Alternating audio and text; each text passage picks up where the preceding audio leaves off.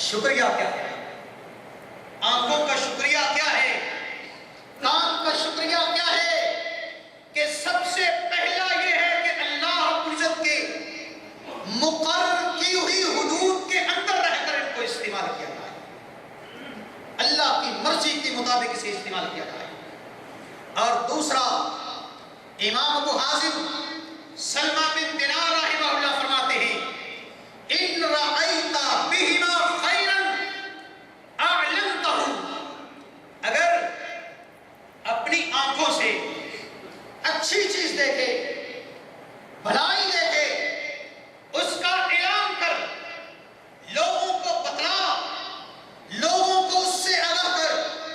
وَإِن رَأَيْتَ بِهِمَا شَرًّا سَتَّرْتَهُ، اگر کسی بری چیز پر تیری نظر پڑ جائے تو اس سے منہ پھیر لے، اس کو چھپا لے۔ اللہ رب العزت نے صرف آنکھ کو غلط استعمال کرنے سے روکا ہی نہیں، بلکہ نماز کے ذریعے انسان کو اپنی آنکھوں کو نیچا رکھنے کی تربیت بھی دی ہے۔ نماز پڑھو تو فرمایا دائیں اور بائیں نہ جاؤ، یہ شیطان ہے، یہ شیطان کی جھپٹ ہے جو تم اپنی نمازوں میں دائیں اور بائیں دیکھتے ہو۔ فرمایا لوگوں نماز پڑھتے ہوئے اپنی نگاہوں کو آسمان کی طرف نہ اٹھاؤ، ہو سکتا ہے اس کے عوض میں اللہ تمہاری نگاہوں کو ختم کر دے۔ نگاہ کہاں رکھو؟ عزت کی جگہ پر، احترام کی جگہ پر، وقار کے ساتھ اپنی نگاہ کو جھکا کے رکھو۔ اللہ نگاہ کو سیدھا رکھنے کے لیے نماز کے ذریعے مومن کی تربیت کرتا ہے، اور اس کے علاوہ روزے کے ذریعے روزہ رکھا ہے۔ سرور کونین نے فرمایا جو غلط دیکھتا ہے، غلط بولتا ہے، اللہ کو کوئی پرواہ نہیں کہ اس نے روزہ رکھا ہے یا کھانا پینا چھوڑا ہے۔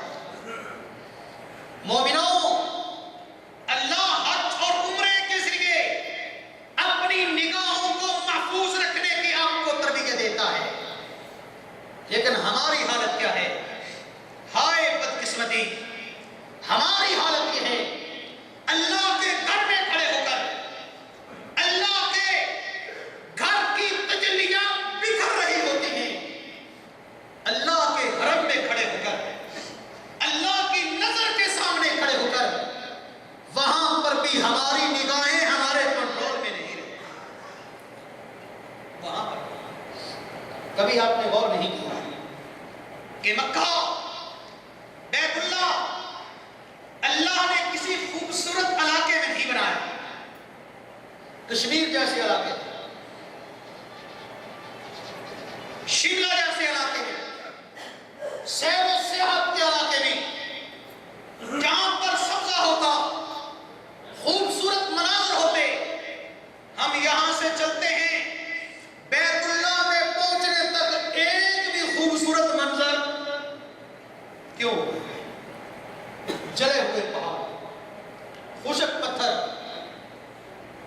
کسی جگہ پر کوئی سبزہ نہیں، کوئی خوبصورتی نہیں، کوئی حسین منظر نہیں، صرف اس لیے کہ جب میرا بندہ میرے گھر میں آئے تو اس کی نظر میرے کعبے کے علاوہ کہیں نہ اٹھے۔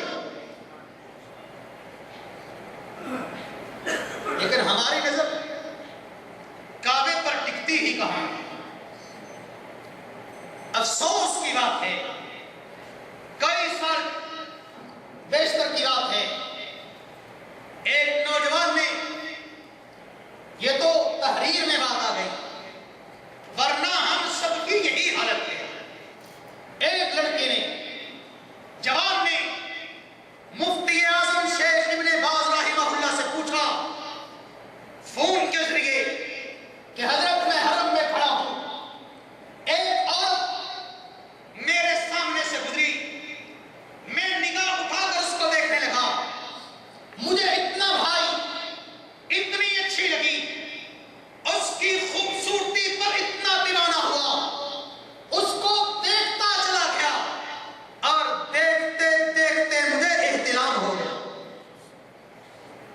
یہ ہماری حالت ہے۔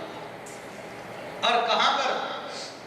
اپنے گھر میں نہیں، بازار میں نہیں، چوراہے پر کھڑے ہو کر نہیں، بلکہ اللہ کے گھر میں جس کو اللہ نے حرم قرار دیا،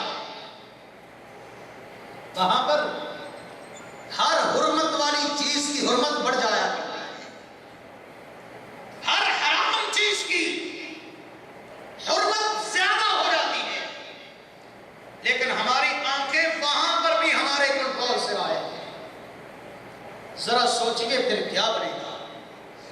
یہ شیطان کے تیر جو ہمارے دلوں پر پیوست ہو رہے ہیں اور ہمارے دل اللہ کے راستے کو چھوڑ کر گمراہی کی طرف ہمیں لے کے جا رہے ہیں۔ عزیزو، رسول اللہ صلی اللہ علیہ وسلم نے فرمایا کہ نوجوانوں، بلا وجہ چوراہوں پر کھڑے نہ ہوا کرو، راستوں پر محفل نہ لگاؤ۔ آپ کو پتا ہوگا نبی مکرم نے فرمایا اللہ کی سب سے پسندیدہ جگہ اللہ کا گھر مسجد ہے، اور اللہ کے ہاں سب سے بری جگہ، اور ہم کس کا انتخاب کرتے ہیں؟ ایک آدمی آیا، کہا اللہ کے نبی، ان پڑھ آدمی ہے، پڑھا لکھا نہیں ہوں، اسلام بڑا وسیع ہے، اسلام کے احکام بہت زیادہ ہیں، میں سارا اسلام نہیں سیکھ سکتا، مجھے ایک بات بتلا دیجئے کہ دنیا میں بھی محفوظ ہو جاؤں، مصائب سے بچ جاؤں، کامیابی مل جائے، اور آخرت میں جہنم سے بچ کر جنت کا حقدار بن جاؤں۔ تو سرور کونین حضرت محمد رسول اللہ صلی اللہ علیہ وسلم نے فرمایا اللہ کے بندے اپنے گھر کو لازم پکڑ لے، گھر کو لازم پکڑ لے، بلا وجہ سیر و سیاحت کے لیے، تفریح کے لیے گھر سے باہر نہ نکلو۔ نبی مکرم حضرت محمد رسول اللہ صلی اللہ علیہ وسلم نے فرمایا ایک اللہ کا بندہ جنگل میں، صحرا میں اپنا چھوٹا سا کمرہ بنا کر، ایک جھگی ڈال کر، تنکوں کا مکان بنا کر دن رات اللہ اللہ کر رہا ہے، 60 برس اس نے اللہ کی عبادت کی اور کبھی گناہ نہیں کیا۔ بارش کا موسم آیا، بارش برسی، موسم خوبصورت ہوا، لوگ خوبصورت موسم میں باہر نکلتے ہیں، سیر و سیاحت کے لیے جاتے ہیں، اس کا بھی دل مچلا کہ 60 برس ہو گئے ہیں ادھر بیٹھے ہوئے، آج موسم بڑا خوبصورت ہے، کیوں نہ ہو آج میں بھی موسم کا نظارہ کرنے کے لیے اپنے حجرے سے باہر نکلوں۔ ہاتھ میں اپنی روٹی باندھی، ہاتھ میں لی اور چل پڑا، ایک پارک میں گیا جہاں پر ہم ہر روز جاتے ہیں، بلا وجہ جاتے ہیں، صرف اپنی آنکھوں کو تسکین دینے کے لیے جاتے ہیں۔